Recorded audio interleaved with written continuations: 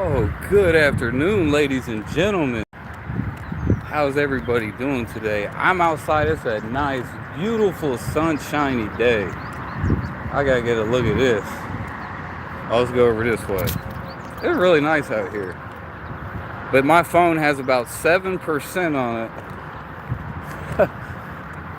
So this video is not gonna last long. It's not very sunshiny over here. There's a lot of shade right here. Check out, that's a pretty nice view right there, if I do say so myself. Check that out, guys. You really can't beat that. It's like we in Atlantis. You know what I'm saying? We in Atlantis out here. I'm an Atlantean by birth. It's my birthright. You know what I'm saying? Let's go check out galactic sculpture sent from Psych. Like, what is this?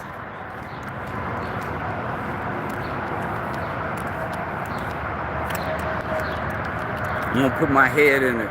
Put my head in it. Oh, I got a halo, baby. I'm an angel. Maybe this is a Stargate. I don't think I'm supposed to jump up there. I'm respectful. I'm not gonna. It's not that interesting, to be quite honest with you. But perhaps that's a Stargate, guys. Like, what else? What else is that out here for? Like, seriously, you gonna tell me, oh, that's art? That's what you thought. That's what you thought. Okay, it's like. All right, guys, so I am going to do a lesson real quick. If anybody's watching, I can't even barely see my phone screen. But yeah, I was debating with people on the internet today. They was talking about Satan and Yahweh and the devil. Always talking about Jesus and the devil and all this stuff. But let's talk about Satan. I want to talk about Satan.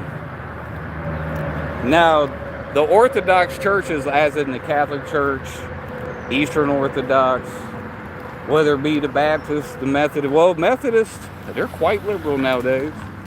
Well, whoever we're talking about, most Orthodoxy type Christians, they believe that Satan is a fallen angel, that Satan has a bunch of angels and they got kicked out of heaven.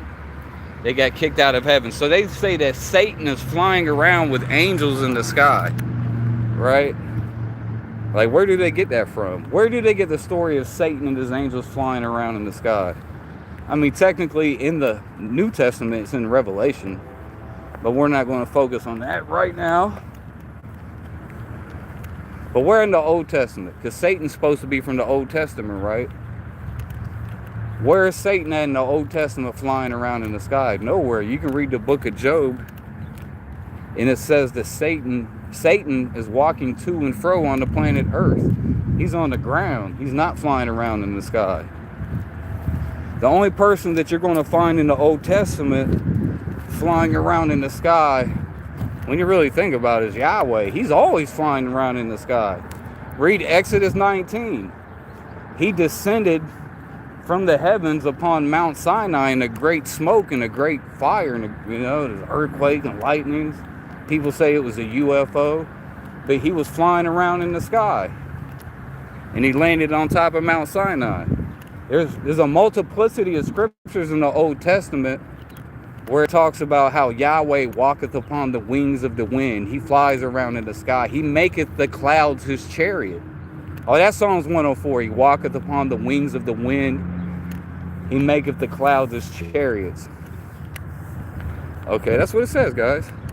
Am I even still alive? Did I die yet? I can't see my phone. I guess it's live. I don't even know. I'm just going to talk to myself. I'm going to go over here to the shade real quick. So, yeah. Yahweh walks upon the wings of the wind. And it says he has his angels are tens of thousands, I believe. Or 20,000. What is it? Is that Psalm 68th chapter? And it talks about Yahweh and all of his angels and how his strength is in the clouds. All right, that's all. It's in the book of Psalms. I think it's Psalm 68. But there's like so many scriptures all through the Old Testament. The only person you're going to find flying around in the sky is Yahweh and his angels. It literally says Yahweh, his angels in Psalm 68. I believe it's Psalm 68. You can look it up. He comes out of Zion, his holy place. So, and that's why Bro, it's like you try to tell people like the Satan of the New Testament is really Yahweh when you really think about it, and Moses. Up to early Christians, the Satan would have been Moses. He was the accuser. That's why when you go the Catholic Church, they hired Michelangelo to sculpt a statue of Moses, right? And Moses has horns. Why does Michelangelo's Moses have horns? All right, but anyway, back to the he that walketh upon the wings of the wind.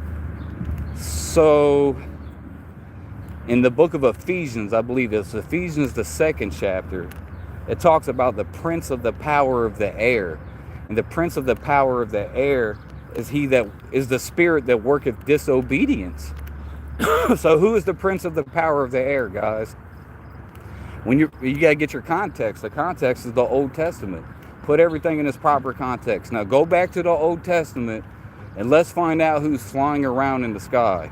There's only one guy. It's him and his angels. It's the prince of the power of the air, is Yahweh. He gathers the wings of the wisp in his fists. All right? That's what he does. He flies around. So he's called the prince of the power of the air. And he's called a prince because Yahweh is the son of El-Elyon. That's the God that Melchizedek worshipped. Melchizedek and Abraham did not worship the same God. You can read in Genesis in the Hebrew, when Abraham's talking to Melchizedek, how Abraham represents Yahweh and says Yahweh's name, but Melchizedek only mentions El-Elyon. It's two different gods. All right, so anyway, we all know that. Yahweh is a son. He's the prince of the power of the air. I mean, it's really just Zeus, Yahweh. Prince of the power of the air is the spirit of the work of disobedience. Oh, there's another good point, too. I gotta go check on something. I'm out here helping somebody out, and I had to take a break. But the book of Ephesians, that was written to like Greeks, right? Or people at least spoke Greek. It was Ephesus. That's in Turkey. That's in Greece. That's Greece. There's no such thing as Turkey, guys. It's all Greece. All right, so Ephesus. Those were Greeks. The prince of the power of the air. They would have heard that and thought of Zeus. You know, or the Romans would call him Jupiter. No, they didn't call him Jupiter. They called him Jove. That's the classical Latin way of saying Jove is Yahweh. Yahweh. It'd be like, yo, something like that. So Jupiter is like literally Yahweh. That's crazy, bro. He's the prince of the power of the air. And that makes sense. Because when you read the Old Testament and you see everything that Yahweh is doing, it's pretty bad. I'm going to get over here in the shade real quick so I can see my screen. I'm essentially walking around in circles. Why so bad camera quality? Bad camera quality? Bro, I use Spectrum. So this is an advertisement for Spectrum. All right, that's all I can tell you. I paid my phone bill. I have a pretty good phone. I'm about to get out of here, though. So what is that saying? Zeus, Jupiter, 12 tribes, 12 Olympians, Mount Sinai, Mount Olympus. I can't remember, guys. Zeus flooded the earth. Yahweh flooded the earth. Punishes man for receiving knowledge. Floods the earth. I don't know. It's all about the same to me, by my estimations. So, I'm about to get up out of here, guys. I just wanted to throw a few thoughts out there. Like I said, people always call Satan a fallen angel, and he was kicked out of heaven. But where in the Old Testament did it say Satan was in heaven? You could say Yahweh was in heaven. He was in rulership. He was the ruling God and the ruling power at the time, but he got kicked out, and Jesus took over. That's what happened, guys. Jesus took over. The Kyrios, or the Lord of the Old Testament, is Yahweh. And now it's Jesus. Yahweh is no longer the Kyrios. Jesus Christ is the Kyrios. He is Lord. Hey, we got a fish. Look at this.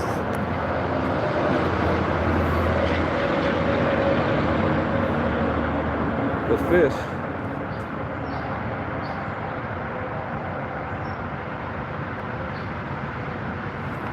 I will make ye fishers of men. Cast your net into the sea, baby.